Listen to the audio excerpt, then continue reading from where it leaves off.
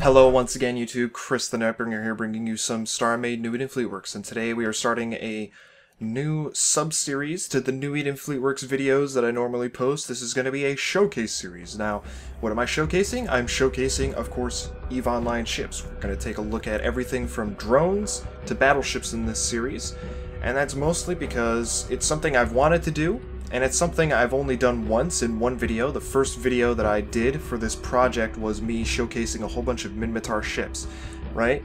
You can take a look at that video if you go through my videos on my channel. It's a very old video. I figured we would start with the Minotaur first because it's kind of old. You've seen the most of Minmatar, and then from here on out, all the episodes after will be new stuff that you may not have seen on my channel. If you've watched my live streams, you may have caught glimpses of some of the ships that I'll be showcasing in future showcases, but for the most part, you probably haven't, and that's because I don't usually showcase all the ships on my YouTube videos. There's not enough time, but I'm making this specific video series specifically for that. So we're starting with the Minotaur. I have some drones here. These are 4 drones that I designed over a year ago, I believe, when I was first doing StarMade. In fact, it would be probably pretty close to when I did my 500 subscriber special. I think that's when I did this. Yeah, I think so. This would be close to when I did my 500 subscriber special. So this is how old these ships are, and if you've been around since then, or if you know how old that video is, you'll know how old this is. And of course, they had no heptas and tetras back then. Additionally, with this series, we're going to be talking about some of the lore behind the races, because it's pretty damn interesting. I'm not gonna lie, it's freaking cool. Some of this shit is really awesome. So we're gonna be talking about the lore. Of course, we are starting with the Minmatar. Excuse me. We have a fighter drone here. Some of these ships, by the way, have been updated and posted on the forums again. That Einherji Minmatar fighter drone has been updated. This Tierfing has not. A few, well, all of the, frigates will have been updated.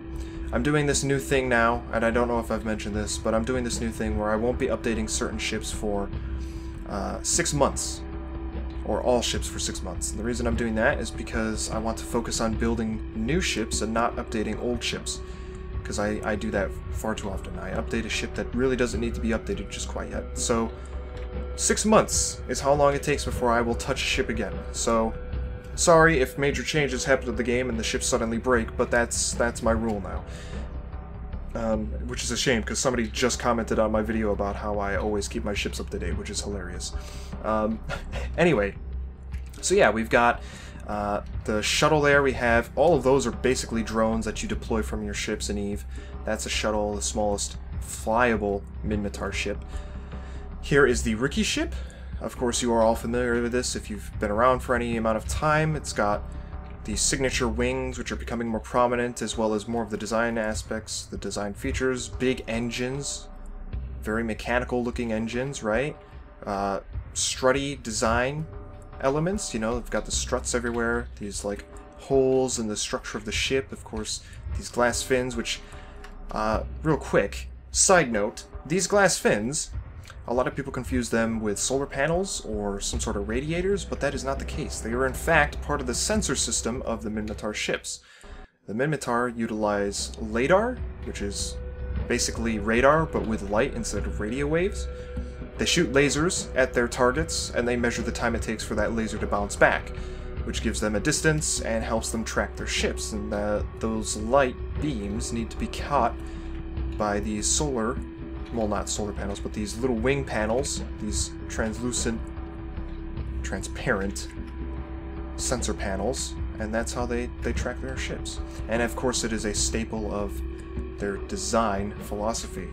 So they're all over their ships in various angles and orientations. Here we have the probe, and of course you're noticing at this point that the ships are starting to turn brown, right? And that's because they're kind of rusty, run-down junk ships. They're very weak. They don't focus heavily on armor or shields. I don't know about their structure, which is another form of health in EVE, right? Similar to StarMade. I don't know how their structure handles itself in terms of the other races, whether it's good or bad. But they are fast ships, despite them being made out of junky looking materials, right? It's not actually that junky, it's just that they don't really care for the aesthetics that much. Their ships operate perfectly fine. The Breacher, which is a frigate that I'm about to show you, certainly is one of the ships that is described as being a pile of junk in the Eve, which is hilarious. Of course, we're looking at the Rifter now, which is like the most iconic Eve ship ever. And you guys are probably like swooning over this right now, because holy shit, this is a good looking ship, let me tell you. I didn't expect it to come out this great. It does. It did. And I'm so freaking happy. This is one of the best ships I've made so far in terms of detail. I think, at least external detail. It looks amazing. I have made the Crucible edition, which is a tribe of the Minmatar, so they have their own colors for their ships. Normally this would be a very dark crimson color, but we don't really have that in StarMade, so I had to settle with just the regular red. The Minmatar people are very tribal, right? So they're split up in tribes. Quick rundown of the EVE Online lore, just so you know where these races come from. All the races in EVE are descendants of people from Earth, right?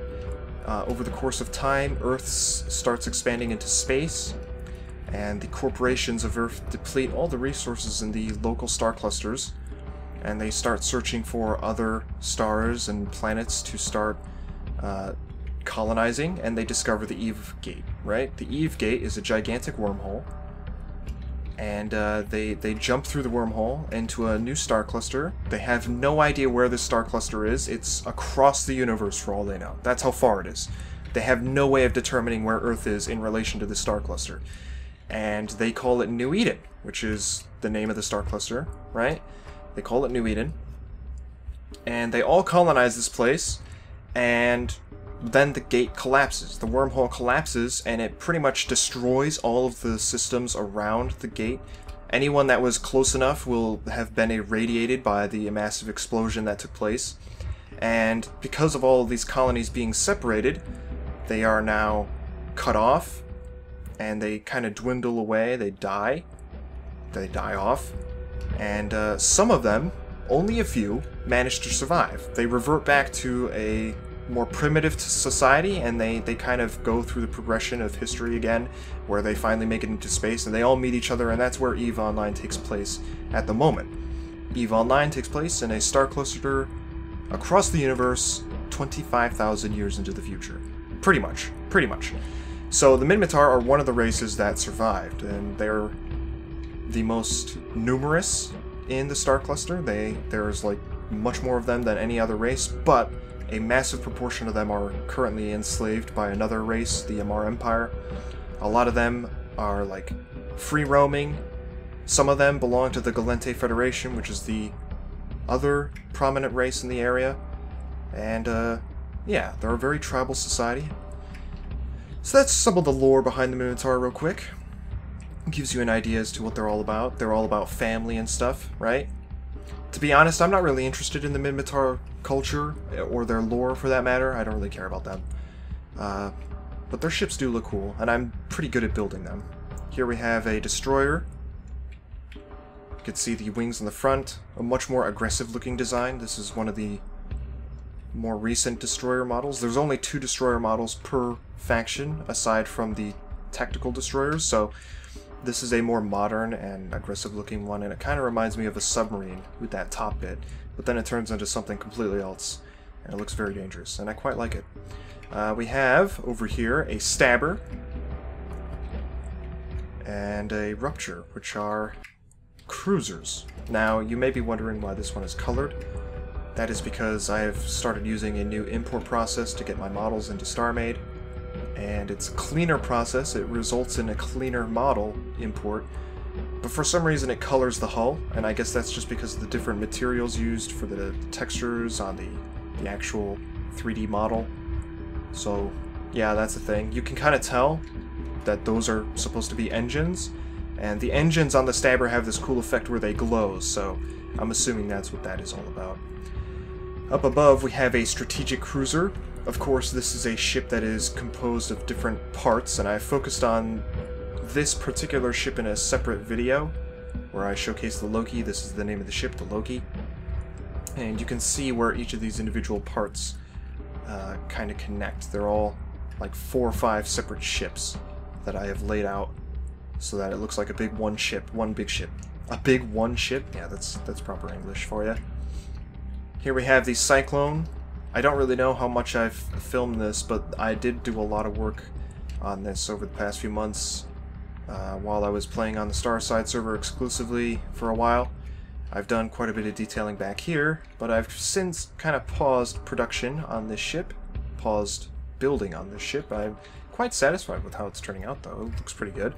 I'm going to have to change some things about it, but again, looking pretty good, right? So this is a battlecruiser, and I'm very excited to get this one done because it will be a big ship, and I know people will be interested in flying this thing around because of its size. And the fact that I've got this so far along is pretty nice. I don't think I own it in Eve, so that's why it's on hold, but when it is not on hold, I will certainly be getting back to it because it's pretty easy ship to detail. I mean, at this point, detailing is pretty simple for me, so I'm excited about getting it done. I could have swore that I had a wreath in here. Do I not? Is there not a wreath around? No, I guess not. Anyway, here is the largest Minmatar battleship. This is the Maelstrom. It's a very nice battleship. I love it. The design is amazing, right? It's got these massive, massive sensor wings, the front and the back. And unfortunately, I could not import the model with the new process, so it's the old, crappy, dirty model, right? It's too big to work with the program. There's a height limit of 256, and that's because it's primarily used for Minecraft imports, which is a big problem for me because that's kind of bullshit. I don't know why they would limit themselves, even though they were using this for Minecraft only. I feel like a lot of people would want to try and import something larger anyway, so it's a little silly in my opinion. But regardless, this is what I am stuck with. Just to get a sense of scale, if you know, were to walk around on this... Okay, that's not what I wanted. My core has now gone flying off into the distance. If one was to walk around on this ship, this is how big it is from a first-person perspective. So this is pretty massive. And, you know, there's plenty of interior space, let me tell you. We could try jumping down real quick, right? Well, actually, let me get up top here first. See if I can make my way up here. Oh yeah, look at this. So one thing unusual about the Minotaur is that they use projectile weaponry. So it's probably because they're a little bit more primitive than the other races. I think they were like the last to make it into space. I'm not entirely sure, but it certainly seems like they have a lower degree of technological standards compared to the other races. But they use projectile weaponry, which is basically artillery in space, right? They have gigantic machine guns and gigantic artillery cannons attached to their ships, right? And a lot of times these weapons will fire ammunition that is armed with thermonuclear warheads on the tip, which is pretty intense. And I guess that is probably the only reason their weapons can compete with the other races, because the Omar, they use energy beams. The Caldari use missiles and railguns. The Galente use some sort of hybrid cannon, right? Hybrid gun system like blasters and stuff like that. So it's pretty interesting. So yeah, look at the size of this thing. Pretty awesome. Of course, I could show you things like their dreadnought. I did show you their dreadnought in one of my first videos. It's the Naglfar. And I think I'm going to keep all of the capital ships into their own series, the Capital Showcase series. So I'll do an individual video for each of those capital ships. You may remember when I did the Naglfar video, it was pretty cool because I displayed where I was in relation to the ship as I flew around it. Because you need to do that. It's so large that you actually have no sense of where you are when you're next to it. So I'll be doing those videos in the future. I would really like to get back to them and just showcase all the different capital ships. Real quick, actually, let's drill into this thing and see how much interior space there is. Look at this. This is absolutely mind-boggling. This is to scale. This is how big their battleship is supposed to be. It's one of the largest, or it's the largest Minmatar at least. the largest Minmatar battleship. So yeah, pretty exciting stuff. Of course, from here on out, you'll probably be seeing a lot more newer, unseen ships. Things that I haven't showcased on the channel. Amar ships, Caldari ships, and Galente ships will be showcased next. But after that, we'll be taking a look at things like the Jovian ships, the Sleeper ships, rogue drones, the other various factions of Eve that aren't really present. You know, things like the Sanchez Nation and the Garistas Pirates. Not that the Garistas Pirates have anything special. They actually have Caldari ship hulls. So, never mind on the Garistas Pirates. What else? Sisters of Eve, which I have showcased in the past, but I'll do another video. We have the Society of Conscious Thought. We have... oh god, what else? We have Drifters, which only have one ship, but I'll showcase that as well. All sorts of stuff. All sorts of stuff. So stay tuned. Subscribe if you want to see more. Hit that follow button. I'm going to see if I can jump out of this thing. There we go. Aw, yeah, look how long I'm going to fall. It's kind of ridiculous. Anyway, thank you for watching. Leave your feedback down below. Comment for a chance to win a random ship skin variant. In fact, since this is a Minmatar video, comment for a chance to win the Crucible edition of the Minmatar Rifter. There's a good chance that I have not released this specific video, the specific cinematic release of this ship, or this ship for that matter, but I'll give it away early. Comment for a chance to win this ship. Anyway, thank you for watching. Subscribe if you want to see more, like I already said. And I will see you all next time.